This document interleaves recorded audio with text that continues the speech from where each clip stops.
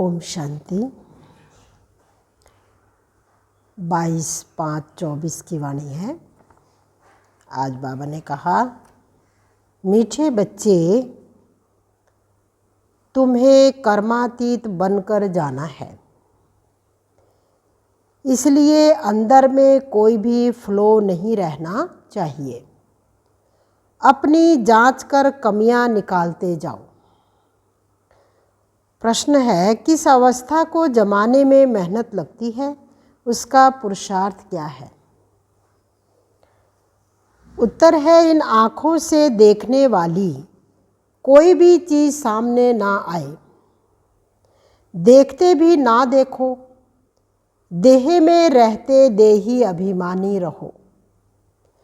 यह अवस्था जमाने में टाइम लगता है। बुद्धि में सिवाय बाप के और घर के कोई वस्तु याद ना आए। इसके लिए अंतर्मुखी हो, अपनी जांच करनी है, अपना चार्ट रखना है। ओम शांति। मीठे मीठे रूहानी सिकी लधे बच्चे यह तो जानते हैं कि हम अपनी दैवी राजधानी स्थापन कर रहे हैं। इसमें राजाएं भी हैं तो प्रजा भी है। पुरुषार्थ तो सब करते हैं। जो जास्ती पुरुषार्थ करते हैं वह जास्ती प्राइज लेते हैं। यह तो एक कॉमन कायदा है। यह कोई नई बात नहीं है। इसको दैवी बगीचा कहो व राजधानी कहो। अभी यह है कलयुगी बगीचा अथवा कांटों का जंगल। उसमें भी कोई बहुत फल देने वाले झाड़ होते हैं, कोई कम फल देने वाले होते हैं, कोई कम रस वाले आम होते, कोई कैसे होते हैं। फूलों के, फलों के ऐसे भिन्न भिन्न प्रकार के झाड़ होते हैं। वैसे ही तुम बच्चों में भी नंबरवार पुरुषार्थ अनुसार हैं। कोई बहुत अच्छा फल देते, कोई हल्का फल देते हैं। भिन्न भिन्न झाड़ होते हैं। यह फल देने वाला बगीचा है। इस दैवी झाड़ की स्थापना हो रही है अथवा फूलों के बगीचे की स्थापना हो रही है। कल्प पहले मिसल आहिस्ते आहिस्ते मीठे खुशबूदार भी बन रहे हैं, नंबरवार पुरुषार्थ अनुसार। सब वैरायटी है ना। बाप के पास भी आते हैं, बाप का मुखड़ा देखने। यह तो जरूर समझते हो, बाबा हमको स्वर्ग का मालिक बनाते हैं। यह बच्चों को निश्चय है जरूर। बेहद का बाबा हमको बेहद का मालिक बना रहे हैं। मालिक बनने में खुशी भी बहुत होती है। हद के मालिक पने में दुख है। यह खेल ही सुख और दुख का बना हुआ है, और यह भी भारतवासियों के लिए ही है। बच्चों को बाबा कहे, पहले अपना घर तो संभालो। घर पर धनी की नज़र रहती है ना, तो बाप भी एक एक बच्चे को बैठ देखते हैं। इनमें कौन कौन से गुण हैं और कौन कौन से अवगुण हैं। बच्चे खुद भी जानते हैं। बाबा अगर कहे कि बच्चे तुम सब अपनी अपनी खामियां आपे ही लिख कर लाओ, तो झट लिख सकते हैं। हम अपने में क्या क्या खामी समझते हैं। कोई ना कोई खामी है जरूर। संपूर्ण तो कोई बने नहीं हैं। हाँ, बनना जरूर है। कल्प कल्प बने हैं, इसमें कोई संशय नहीं।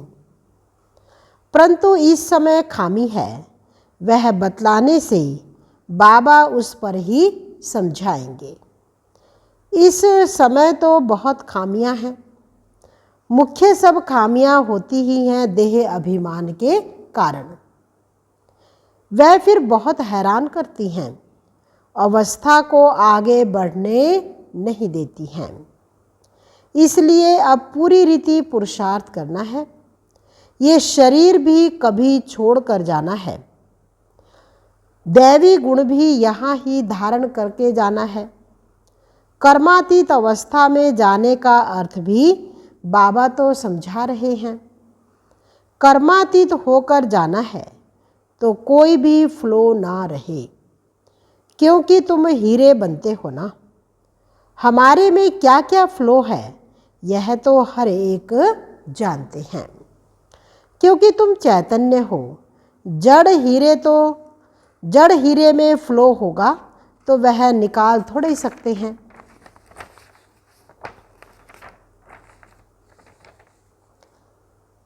तुम तो चैतन्य हो, तुम इस फ्लो को निकाल सकते हो। कोई भी दाग अवगुण है उसको हम निकाल सकते हैं।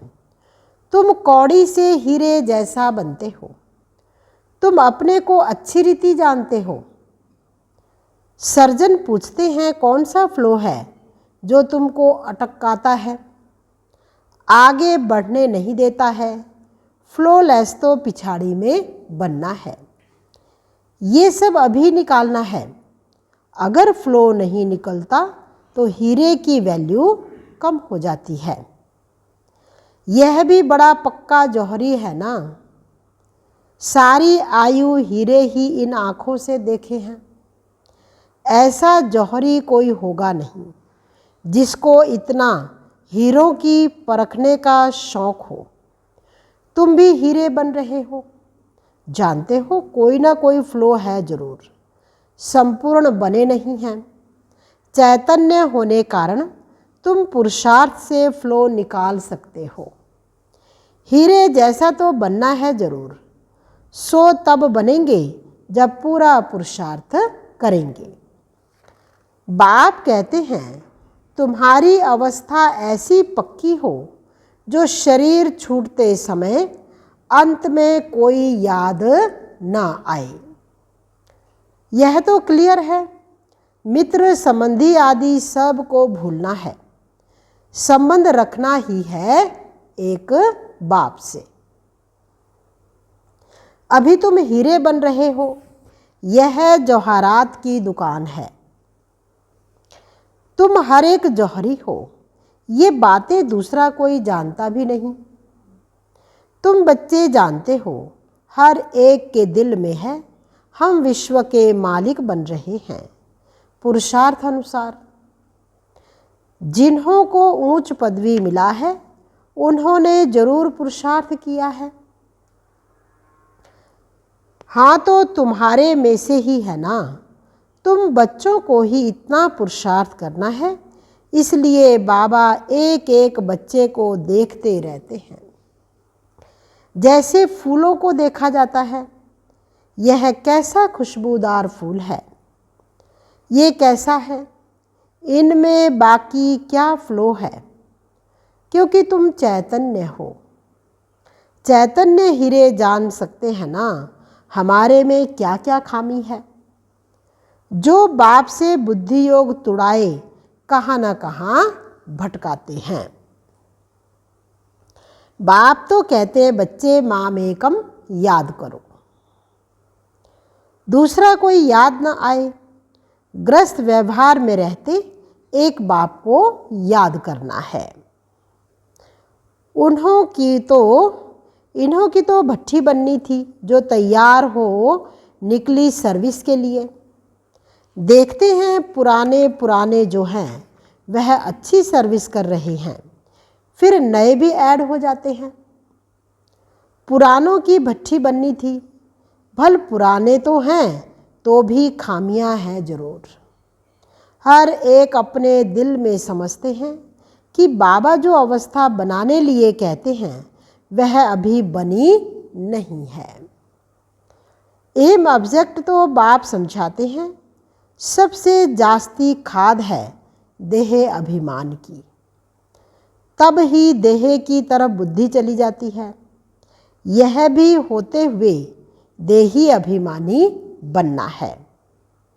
ये देह होते भी देही अभिमानी बनना है। इन आँखों से देखने वाली चीज़ कोई भी सामने ना आए, ऐसी अवस्था जमानी है। हमारी बुद्धि में सिवाय एक बाप के और शांति धाम के कोई भी वस्तु याद ना आए। कुछ भी साथ नहीं ले जाना है। पहले पहले हम आए हैं संबंध में, अभी है पुराना संबंध। पुराने संबंध की जरा भी याद ना आए। गायन भी है अंतकाल, जो जिसको सिमरेगा वही जन्म लेगा। यह अभी की बात है। गीत तो कलयुगी मनुष्यों ने बनाए हैं, परंतु वह समझते थोड़े हैं। मूल बात बाबा समझाते हैं, एक बाप के सिवाय और कोई याद ना आए। एक बाप की याद से ही तुम्हारे पाप कट जाएंगे और पवित्र हीरे बनेंगे। कोई कोई पत्थर तो बहुत वैल्यूबल होते हैं, माणिक भी वैल्यूबल होते हैं। बाप अपने से भी बच्चों की वैल्यू ऊंच करते रहते हैं। अपनी जांच करनी होती है। बाप कहते हैं अंतर्मुख हो, अपने में देखो हमारे में क्या खामी है, कहाँ तक देह अभिमान है। बाबा पुरुषार्थ के लिए भिन्न भिन्न युक्तियाँ समझाते रहते हैं। जितना हो सके एक की याद रहे, भल कितने भी प्यारे हों, खूबसूरत बच्चे बहुत लवली हों, तो भी किसकी याद ना आए। यहाँ की कोई चीज़ याद ना आए। कोई कोई बच्चों में बहुत मोह रहता है। बाप कहते हैं उन सब से ममत्व मिटाए, एक की याद में रहो। एक लवली बाप से ही योग रखना है, उनसे सब कुछ मिल जाता है। योग से ही बहुत लवली बनते हो, लवली आत्मा बनती है। बाप लवली प्योर है ना।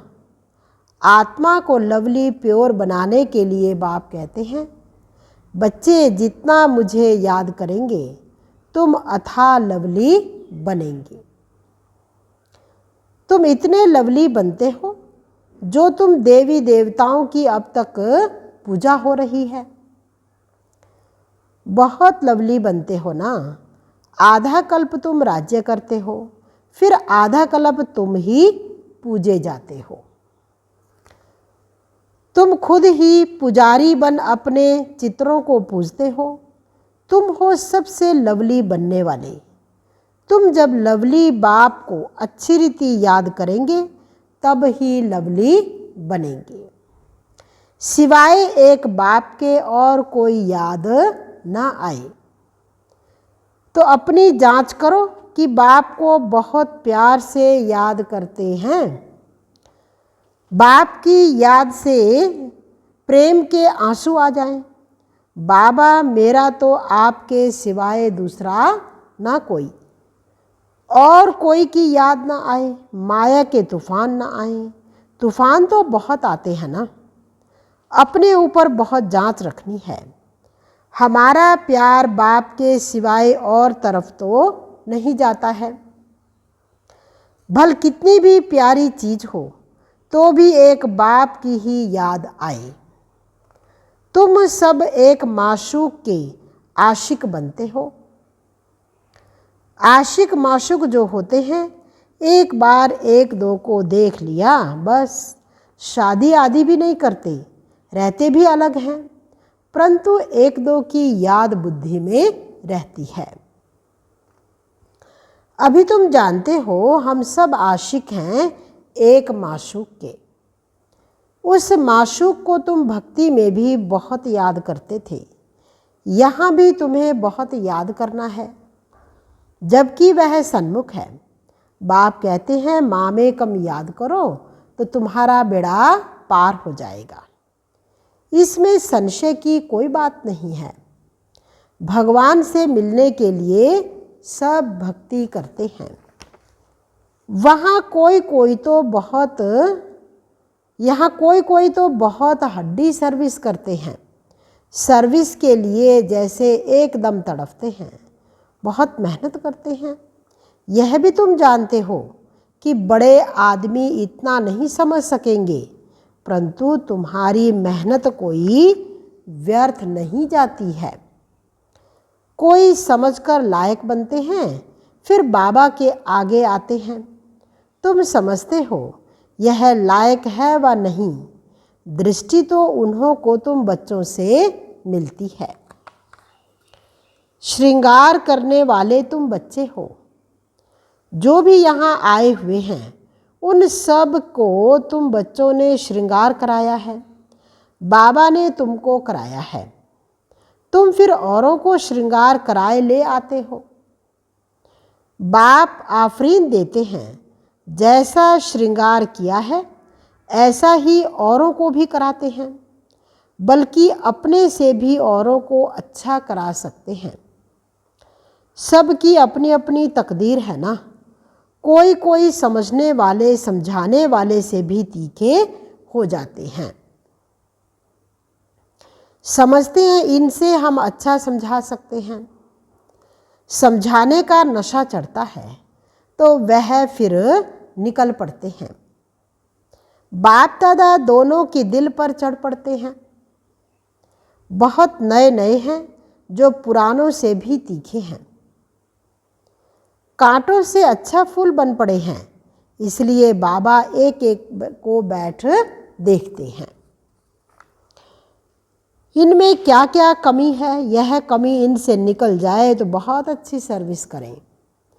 बागवान है ना, दिल होता है उठकर पिछाड़ी में जाकर देखूं, क्योंकि पिछाड़ी में भी जाकर बैठते हैं।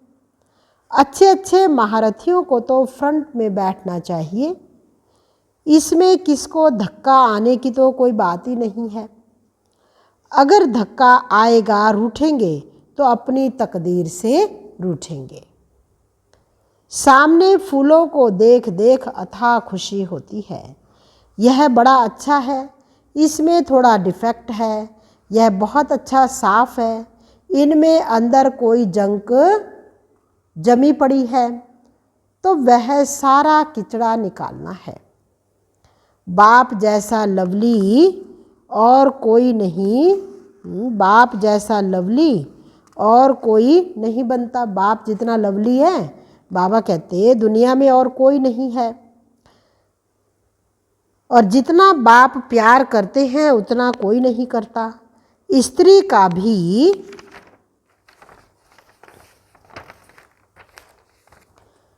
पति से बहुत प्यार रहता, पति का इतना नहीं होता, वह तो दूसरी तीसरी शादी कर लेते हैं। स्त्री का तो पति गया बस या हुसैन करती रहती हैं। पुरुषों के लिए तो एक जुत्ती गई और कर लेंगे। शरीर को जुत्ती कहा जाता है। शिव बाबा का भी लॉन्ग बूट है ना। अब तुम बच्चे समझते हो, हम बाबा को याद करेंगे, फर्स्ट क्लास बनेंगे। कोई कोई फैशनेबल होते हैं तो जुतियां भी 4-5 रखते हैं। नहीं तो आत्मा की जुत्ती एक है, पाँव की जुत्ती भी एक होनी चाहिए। परंतु यह एक फैशन पड़ गया है। अभी तुम समझते हो बाप से हम क्या वर्षा पाते हैं। जरूर हेवनली गॉड फादर ही हेवन स्थापन करेंगे। अब तुम प्रैक्टिकल में श्रीमत पर अपने लिए स्वर्ग की स्थापना कर रहे हो। यहाँ तो कितने बड़े बड़े महल बनाते हैं, ये सब खत्म हो जाएंगे। तुम वहाँ क्या करेंगे? दिल में आना चाहिए, यहाँ हमारे पास कुछ भी नहीं है। वैसे ही भल बाहर में घर गृहस्थ में रहते हैं, यह भी समझते हैं सब कुछ बाबा का है। हमारे पास तो कुछ है नहीं। हम ट्रस्टी हैं। ट्रस्टी कुछ नहीं रखते हैं, बाबा ही मालिक है। ये सब कुछ बाबा का है। घर में रहते भी ऐसे समझो। साहूकारों की बुद्धि में तो यह बातें आ ना सकें। बाबा कहते हैं ट्रस्टी हो रहो, कुछ भी करो, बाबा को इशारा देते रहो। लिखते हैं बाबा मकान बनाऊं, बाबा कहेंगे भले बनाओ, ट्रस्टी होकर रहो। बाप तो बैठा है ना, बाप जाएंगे तो सब इकट्ठे जाएंगे अपने घर, फिर तुम चले जाएंगे अपनी राजधानी में। हमको फिर कल्प कल्प आना ही है पावन बनाने। अपने समय पर आता हूँ। अच्छा, मीठे मीठे सिकिलधे बच्चों प्रति माता पिता बाप दादा का याद प्यार और गुड मॉर्निंग। रूहानी बाप की रूहानी बच्चों को नमस्ते। रूहानी बच्चों की रूहानी बाप दादा को दिलवा जान सिकवा प्रेम से नमस्ते। ओम शांति। धारणा के लिए मुख्य सार है। पहला नंबर है, सभी से ममत्व निकाल एक लवली बाप को याद करना है। अंतर्मुख हो, अपनी कमियों की जांच कर निकालना है। वैल्यूएबल हीरा बनना है। दूसरा, जैसे बाप ने हम बच्चों को श्रृंगार किया है, ऐसे सबका श्रृंगार करना है। कांटों को फूल बनाने की सेवा में लग जाना है। ट्रस्टी होकर रहना है। वरदान, ब्राह्मण जीवन में एक व्रता के पाठ द्वारा रूहानी रॉयल्टी में रहने वाले संपूर्ण पवित्र भव। इस ब्राह्मण जीवन में एक व्रता का पाठ पक्का कर प्योरिटी की रॉयल्टी को धारण कर लो तो सारे कल्प में ये रूहानी रॉयल्टी चलती रहेगी। आपकी रूहानी रॉयल्टी और प्योरिटी की चमक परम धाम में सर्व आत्माओं में श्रेष्ठ है। आदि काल देवता स्वरूप में भी यह पर्सनैलिटी विशेष रही है। फिर मध्य काल में भी आपके चित्रों की विधि पूर्वक पूजा होती है। इस संगम युग पर ब्राह्मण जीवन का आधार प्योरिटी की रॉयल्टी है। इसलिए जब तक ब्राह्मण जीवन में जीना है तब तक संपूर्ण पवित्र रहना ही है। स्लोगन, आप सहनशीलता के देव और देवी बनो तो गाली देने वाले भी गले लगाएंगे। आप सहनशीलता के देव और देवी बनो तो गाली देने वाले भी गले लगाएंगे। मीठे बच्चे, तुम्हें कर्मातीत बनकर जाना है, इसलिए अंदर में कोई भी फ्लो नहीं रहना चाहिए। अपनी जांच कर कमियां निकालते जाओ। ओम शांति।